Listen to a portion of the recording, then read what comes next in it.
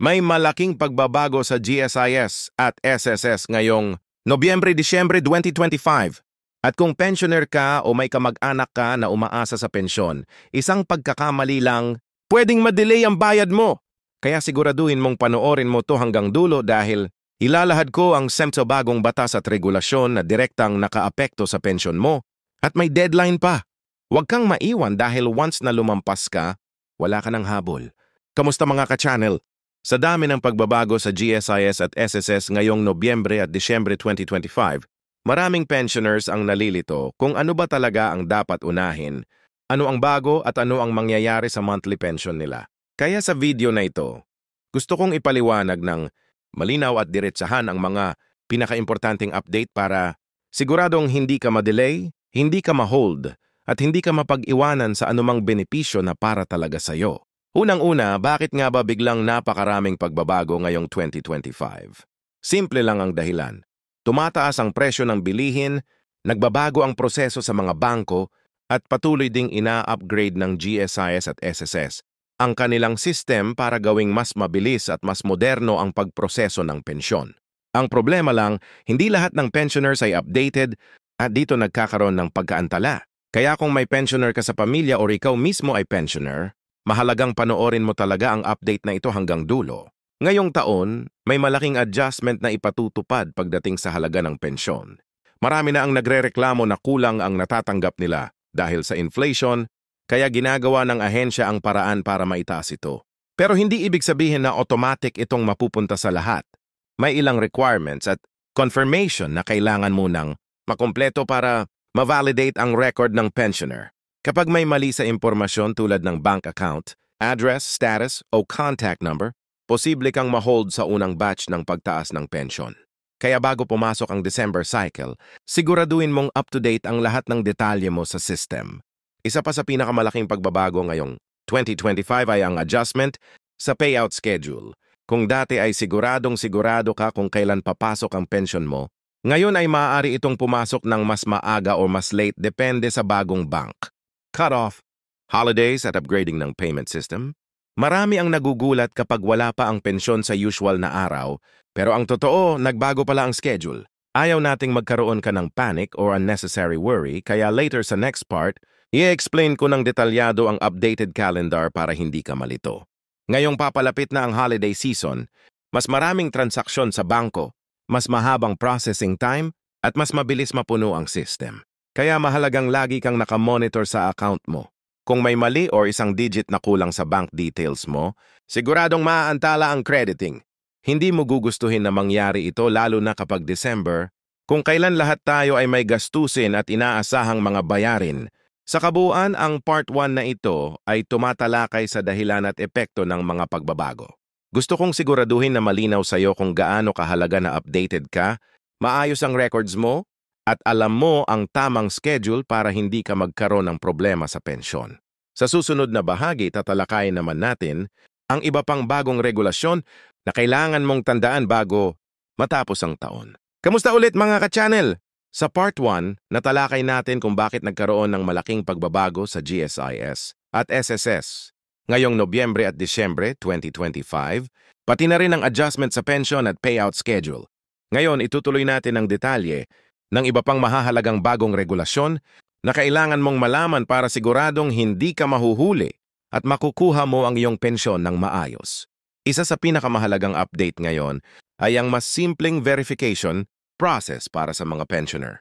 Bago, kailangan pang dumaan sa maraming hakbang at papeles at minsan nagdudulot ito ng pagkaantala sa payout. Ngayon, pinadali na ng SSS at GSIS ang kanilang Annual Confirmation of Pensioners Program.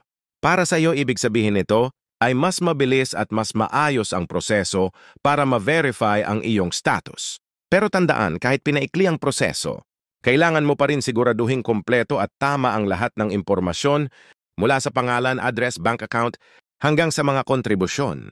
Kapag may kulang o mali, maaaring ma-hold ang iyong pensyon, kaya mas mainam na i-update agad ang iyong records. Kasabay nito, may mga pagbabago rin sa eligibility at retirement age. Habang sinusuri ng GSIS at SSS ang kanilang mga patakaran, may mga bagong kondisyon na maaaring makaapekto sa ilang pensioner.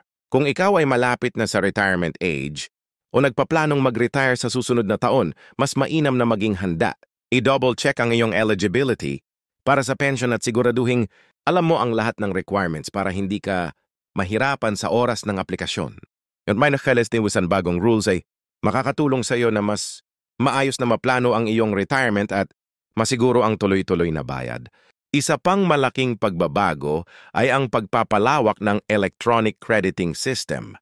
Ngayon, mas pinadali ng GSIS at SSS ang paraan ng pagbabayad sa pamamagitan ng direct credit sa bank, account o e-wallet. Hindi mo na kailangang pumila o dumaan sa maraming hakbang para makuha ang iyong pensyon. Para sa mga pensioner na laging nasa bahay o malayo sa bangko, malaking tulong ito. Ngunit kailangan pa rin siguraduhin na tama ang account information dahil anumang error sa account details ay maaaring magdulot ng pagkaantala sa payout. Ito ang huling mahalagang punto ay ang komunikasyon sa pagitan ng pensioner at ng institusyon. Sa nakaraang mga taon, maraming pensioner ang nagreklamo tungkol sa kakulangan ng malinaw na impormasyon. Ngayon, parehong SSS at GSIS ay nagbigay ng mga paraan upang madali kang makakuha ng updates tulad ng SMS alerts, email notifications, at online portal access. Kung lagi mong sinusubaybayan ang iyong account at updates, mas mababawasan ang stress at hindi ka maiiwan sa mga bagong regulasyon o schedule. Sa kabuuan ang mga pagbabago ngayong Nobyembre at Disyembre 2025 ay nakatuon sa pagpapadali, pag-aayos ng proseso, at pagbibigay ng mas malinaw na impormasyon sa mga pensioner. Ang kasusi sa lahat ng ito ay maging proactive, i-update ang iyong impormasyon, i-monitor ang mga bagong schedule, at gamitin ang mga bagong electronic tools. Kapag ginawa mo ito, siguradong makukuha mo ang iyong pensyon nang walang abala at maiiwasan ang anumang delay. Salamat sa panonood sa part 2 ng ating series. Sa pamamagitan ng pagsunod sa mga tips at updates na ito, makakasiguro kang protektado at handa sa anumang pagbabago sa pension system ngayong taon. Huwag kalimutan i-share ang video na ito sa pamilya at kaibigan na pensioner din at i-subscribe sa channel para sa mga susunod pang updates tungkol sa SSS at GSIS pension. Hanggang sa susunod na video. Kamusta ulit mga ka-channel? Ngayon ay pag-uusapan natin ang huling bahagi ng ating serye tungkol sa 20 bagong batas at regulasyon ng GSIS at SSS ngayong Nobyembre at Disyembre 2025. At bibigyan din natin ng malinaw na gabay kung paano ka magiging handa at protektado sa lahat ng pagbabago. Sa Part 1 at Part 2, natalakay natin ang pension adjustments, payout schedule, verification process, eligibility at retirement age, at ang bagong electronic crediting system. Ngayon, tatalakayin natin ang iba pang tips, mahalagang reminders, at practical steps na dapat gawin para hindi ka mahuli sa iyong pensyon. Isa sa pinakaimportanteng bagay na dapat tandaan ay ang pagiging proactive. Kahit na may mga bagong regulasyon, kung regular mong sinusubaybayan ang iyong account at nakikipag-ugnayan sa GSIS or SSS, mas maiiwasan ang anumang abala. Siguraduhing updated ang lahat ng impormasyon, kabilang ang pangalan, address, contact number, at bank account details.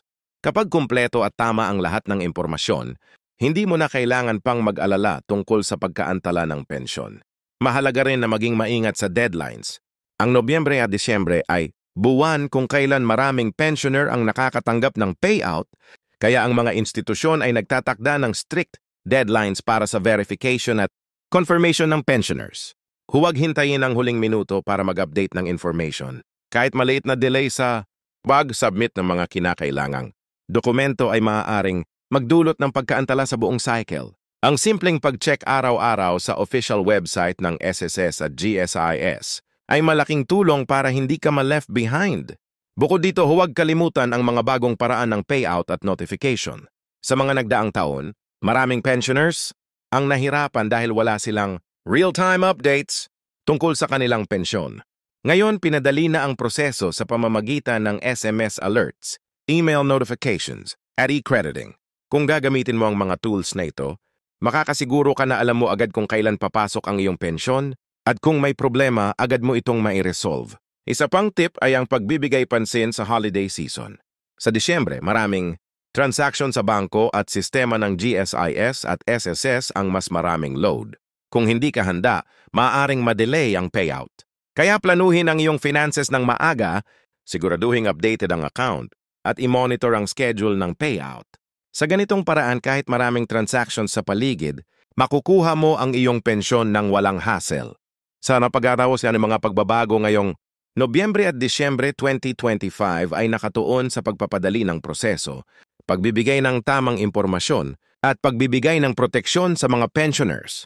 Ang pinakamahalaga ay maging proactive, maging maalam at laging handa.